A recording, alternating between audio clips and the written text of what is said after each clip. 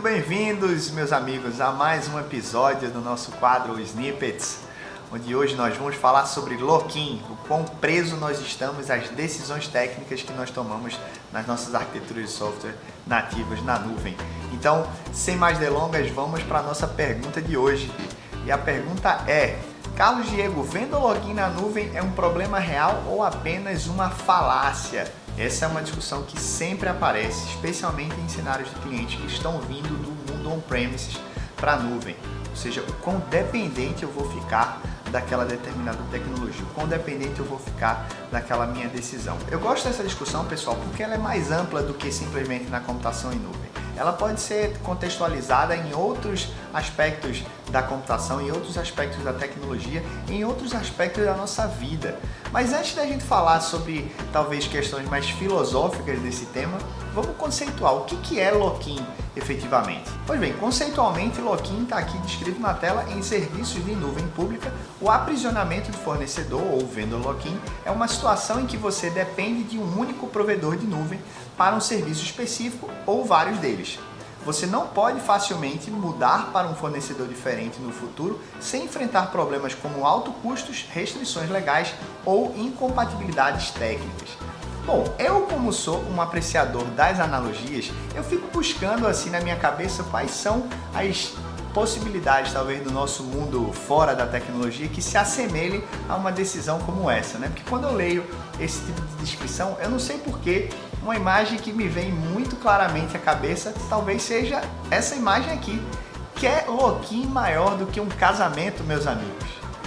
Quer discussão de maior aprisionamento, se a gente for traduzir literalmente o termo, do que para um casamento?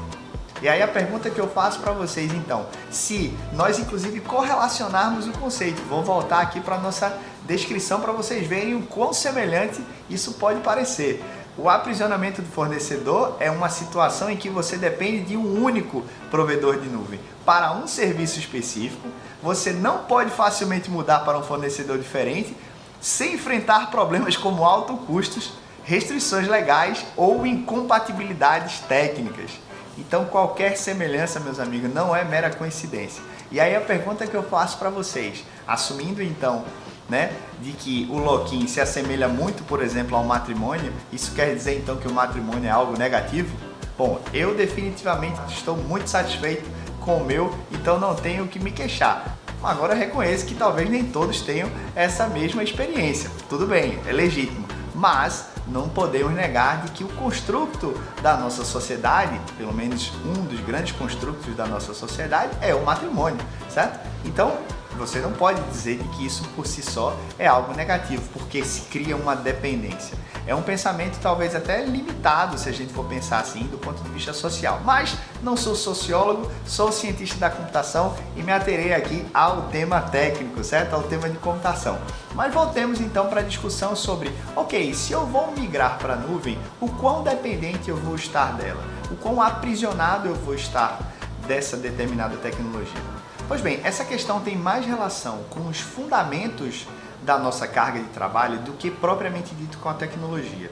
Eu acredito que essa imagem aqui pode ilustrar bem. Se vocês analisarem aqui do nosso lado esquerdo, vocês vão ver dois tipos de características de construção de uma solução. A gente tem soluções que são pouco acopladas, vocês estão vendo aqui do lado esquerdo, e a gente tem soluções que são mais acopladas. Arquiteturalmente, em software, a gente poderia dizer, por exemplo, que arquiteturas monolíticas elas são mais fortemente acopladas e arquiteturas distribuídas, como microserviços, por exemplo, são naturalmente mais desacopladas. Se a gente olha para o aspecto de manutenabilidade, de escalabilidade, certamente uma arquitetura distribuída ela é mais fácil de se manter, mais fácil de se administrar. Por quê? Porque ela é independente. Veja, não estou aqui dizendo que uma arquitetura distribuída é melhor, isso já foi tema de um outro vídeo nosso. São trade-offs que a gente faz ali nas nossas decisões. O ponto é que é inegável de que quanto mais independentes são os componentes da minha arquitetura, mais fácil é de eu modificar. Isso não está restrito a software, isso a gente pode ver em outras engenharias, a gente pode ver isso em qualquer aspecto da nossa vida. Pois bem, então existem alguns aspectos-chave que fazem com que um acoplamento seja mais fraco, ou seja menor. O primeiro deles é a redução das dependências, ou seja, o quão menos dependentes os componentes da minha arquitetura for, melhor, mais facilitada fica a minha manutenção, fica o meu eventual movimento entre tecnologias. O segundo é a interoperabilidade e a escalabilidade, ou seja, se eu consigo facilmente modificar um componente para que ele converse com outro, ele obviamente é mais fácil de se interoperar com outras aplicações. O terceiro ponto é a facilidade de manutenção e solução de problemas, ou seja, o quão mais fácil for de eu fazer uma modificação numa aplicação, naturalmente mais fácil é de eu eventualmente movê-la, por exemplo, de uma tecnologia para outra. Maior flexibilidade, eu adoto, por exemplo, padrões de projeto, facilita sem sombra de dúvida eventuais modificações, por exemplo, no meu particionamento técnico na minha aplicação. Padrões de projeto de camadas, por exemplo, é muito comum a gente encontrar no MVC, o Model View Controller. A gente consegue ali ter camadas específicas, justamente o que? Abstraindo uma determinada disciplina da minha aplicação para facilitar que eu as mantenha. E por fim, a melhoria na testabilidade. O quão mais independentes esses componentes forem, mais fácil é de eu testá-los individualmente, ainda que eu precise também testá-los de forma integrada. Tem um aspecto, pessoal, que para mim é fundamental quando a gente vai fazer qualquer decisão de engenharia, qualquer decisão de arquitetura, que diz respeito que antes de eu tomar uma decisão técnica, e eu digo isso inclusive para os meus alunos, certo? Antes de adotar uma tecnologia para chamar de sua, pense o quão você entende a disciplina por trás daquela tecnologia. Porque tudo na engenharia de software, tudo na computação, as implementações técnicas, as ferramentas, as tecnologias implementam disciplinas que foram discutidas, que foram definidas, que possuem padrões, que possuem estados da arte. Então, quando a gente olha para essa imagem, por exemplo, a gente vê um espectro amplo de disciplinas dentro de uma arquitetura Cloud Native. A gente olha, por exemplo, a gestão de acesso e identidade. A gente vê, por exemplo, os tipos de bancos de dados. Se eu estou falando de problemas, por exemplo, que endereçam integridade e redundância, eu vou escolher um banco de dados relacional. Se eu estou falando de dados de série temporal, eu vou escolher um banco de série temporal. Então, a gente tem tipos diferentes de tecnologias, tipos diferentes de disciplinas para endereçar esses diferentes tipos de problema. A parte de infraestrutura, por exemplo, então qual o hyperscaler que eu vou utilizar? Eu vou utilizar AWS, eu vou usar Google, eu vou usar Azure. Isso vai depender necessariamente dos requisitos que aquela minha determinada arquitetura possui. E aí, obviamente, com base nesses requisitos, eu vou ter mais ou menos aderência na minha infraestrutura. E assim, pelos diversos temas que cobrem uma arquitetura nativa na nuvem. O grande ponto é que a gente muitas vezes pula essas decisões, a gente muitas vezes pula essas discussões relacionadas às disciplinas de uma arquitetura para escolher diretamente a tecnologia. Então, um ponto que eu gosto de trazer, e eu vou ilustrar nessa imagem, é justamente que antes de nós escolhermos uma tecnologia, existem dois passos que são anteriores a ele. O primeiro deles é qual que é o estado da arte daquela minha disciplina. Qual que é o cenário ideal? E não porque eu quero adotar aquele cenário ideal, mas porque eu preciso entender qual que é esse cenário para que eu aí execute o segundo passo, que é adaptá-lo à minha realidade, ou seja, definir os meus padrões internos. Eu especializar aquele estado da arte, trazendo ele mais próximo para a minha realidade. Como já diz o nome, estado da arte, é o ideal. Para nós, a gente vai adaptar para a nossa necessidade. E aí, com base nessas duas etapas realizadas, é que eu vou escolher a minha tecnologia. O que acontece muitas vezes é que essa dependência se cria porque os fabricantes, eles naturalmente implementam facilidades, implementam abstrações que foram baseadas, por exemplo, no estado da arte e que adequam a cenários de padrões internos. E aí a gente muitas vezes termina tendo que adotar esses padrões.